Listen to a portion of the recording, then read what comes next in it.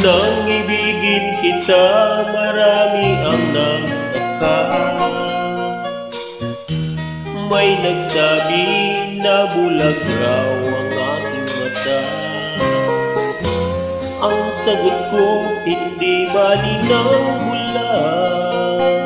Huwag lamang magtaksil sa bulong ng damdamin ko.